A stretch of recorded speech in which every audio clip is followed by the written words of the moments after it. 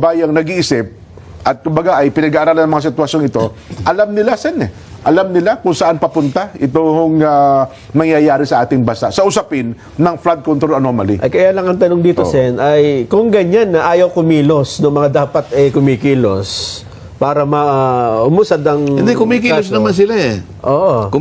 Kumikilos sila, Depende lang kung pabaligtad. Pabaligtad. Palihis. Hindi pagpunta sa ebidensya. Palayo eh. Kung hindi pagbura sa ebidensya, Aha.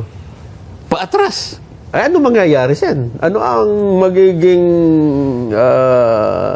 Baka tapos sasabihin niya, payag ako. Ayun naman pa pala, oh. Narinig yun naman, pumayag eh. Pero ibinulong niya. Nahihiya pa siya nung sabihin eh. Sabi ni Majority Leader, binulong po niya sa akin. Opo. Yes. O di okay, di ba? Payag na siya na lahat ng binanggit ko sa aking privilege fees na nilampasan niya, kasama na yung 18, payag na siya. Na mag-open uli ng investigasyon at ipatawag lahat ito. So ang tanong ko, kailan? O yun na naman. Hindi kaya lang, Sen, kinabukasan yata. Gumawa na naman ng dahilan. Bumawi nga. Oo, bumawi eh. Pero ngayon daw may latest, sabi, mukhang itutuloy na, Nelson. Ganun ba? Patatawag. Ang tanong na lang kung kailan, ayun nga, ang sa pantaha daw ng iba, baka December 25. Malamang nga. May hearing ba in December? Anong year? Yun pa. Yun lang. Kasi kung ganito mangyayari sa kung talaga ibibinbin nila, sabi nyo nga, ang taong bayan sa bandang huli, ang main arbiter, taong bayan ang magsasabi sa palatuntunan sa ganang mamamayan, alam talaga nila. Di ba? Kung saan papunta itong bagay na ito. Akala ko nga, sasagutin niya yung aking mga pinagsasabi sa aking privilege speech eh. Ang ginawa niya, pinagpupukul ako. Yun. Marami naman ho ang nakapansin, Sen, na kumbaga ay at least kayo focus sa hindi sa mga bagay na personal, kundi focus sa... Hindi naman ako ang importante rito sa, ba't akong pupukulin mo, di ba? Ang importante rito, yung issue na gustong malaman ng taong bayan. Yun ang concern ng lahat eh. Diretsuhin mo doon, huwag kang magbabaka sakali na ikurba kahit konti. Diretsuhin mo doon. Dahil yung tao doon nakatutok. Akala ko nga, Sen, ako habang nanonood, nung nag-privilege si Chairman, akala ko susunod kayo eh. Doon sa kanyang gustong naratibo eh. Nung tumindig kayo, mabuti na lamang hindi kayo sumunod sa ganong naratibo, Sen. Kasi sabi nyo nga, hindi naman kayong importante kahit anong personal na ibato sa inyo, wala tayong mareresolbang kaso. Di ba? Kasi eksipin mo, pagtayo niya eh. Ano ikang impeachment? Ganito. Ba't tayo napunta sa impeachment? Doon daw pala nagsimula sa manang loob ninyo eh. Pagkatapos pinakita niya yung nakikipagbakbakan ako doon sa House of Representatives. Opo. Di ba? Parliamentary courtesy, opo. Yung yung tradisyon. Opo. You may not like the bio. Yun, tama. Yung pagkatapos, Chinador na naman ako. Makatsina daw ako. Papa, ako ba, kamukha rito sa pag-uusap natin ngayon, o kaya maski reviewin ninyo yung aking pagpapahayag sa Senado, kailan ninyo ako narinig na nagsalita in defense of China? Sino kaya ang pupwedeng tumestigo na meron akong sinabi na ang ibig ko sabihin ay dinidepensa ko ang China? Kailan ko sinabi? Ito yung sinasabi niya. Pagkatapos Kasi yung naratibo nyo raw ay parang kahalintulad nung naratibo nung doon na i-post sa official website website ng China. Yung kay Thomas Cloma, yun daw ang kwento ng China eh. Ayun. Parang pag binasa mo, baligtad. Hindi ganun. Ganun ba? So, ako. Talagang inaano lang. Baligtad yung sinasabi doon. Tingnan ko lang kung talagang mahilig talagang mag-imbento. Well, siguro. Again. Anong kinalaman ka kung hindi naman yan ang laman ng aking privilege speech? Ang sinasabi ko, pakisagot nyo po ito. Ang dami po ninyong nilampasan. Kayo pa ako yung nagsabi nung DBCC budget sa plenary, o ba't hindi nyo pinatawag yung ganitong pangalan? Kayo nang nagbulgar eh. Eh, wala sa transcript eh. O paano ka ako mapupunta sa transcript? Hindi mo nga pinatawag eh. Sa transcript ng Blue Kasi isipin mo Ribbon. paano yung pangangatwiran na yun. Aha. Kapag nakita mo nga niya na may pangalang ganyan sa transcript, Ayun. patatawag ko kahit bukas. Sabi ko, paano malalagay sa transcript hindi mo nga tinawag? Aha. Eh, Disyembre yun eh. Eh, kung tinawag mo, malalagay sa transcript. Ayaw mo nga tawagin eh.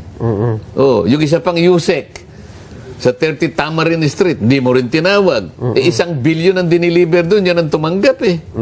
Dalawang magkahiwalay na araw, December 2, December 5. Oh, pati yung korporasyon, yung mga opisyalis ng korporasyon na sila raw ang may-ari, pero merong dami si Saldico o si Martin Romualdez, ang pangalan ay Nelson Go, hindi mo naman tinawag. Aha. Narinig mo si Saldico na magpahayag yan. 1 billion ang diniliver, 2 araw lang.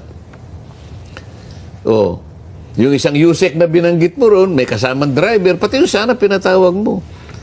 Pati yung security agency dapat pinatawag mo.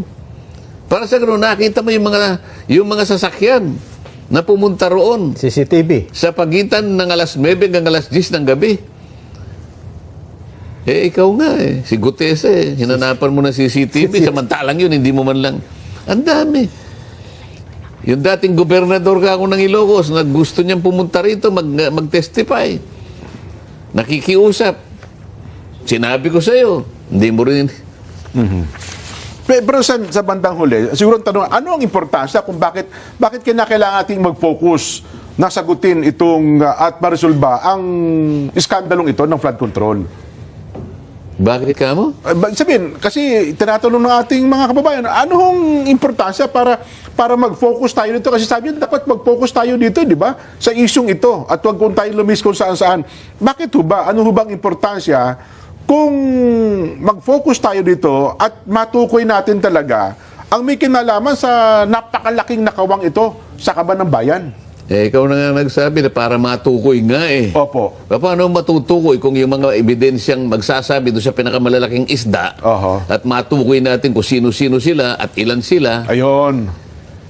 Para sa ganun, maklose na natin, malaman na natin kung sino talagang may kasalanan nito. Hindi ba importante yun?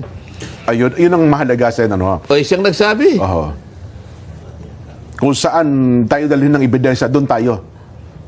Meron pang isa sana inaasahan tayo, Nelson, tsaka Sen eh. Yun hong ICI. Ang problema, naubos. Magsasara na po ang Nangawan ICI. nata ng tao ang ICI, Sen. Sabi ng Malacanang, hanggang March 31 na lang po ang ICI. Ganun sa totoong ano na. Wala na. Inilipat na yata sa ombudsman ang lahat ng dokumentong nakala po ng ICI, Nelson. At mukhang doon na nila itutuloy. Ay, nako. Anyway, siguro saan, mag-break lang tayo.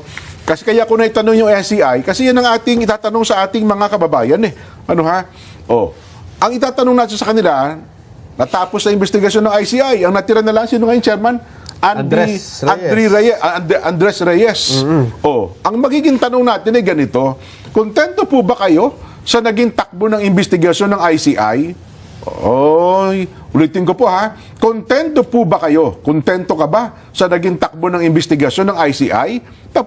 Tapos na po, parang ano, kayo po, opo, kontento po ako, letter A. Kung sagot niya naman natapos na ba? B, hindi po ako kontento. B, hindi po.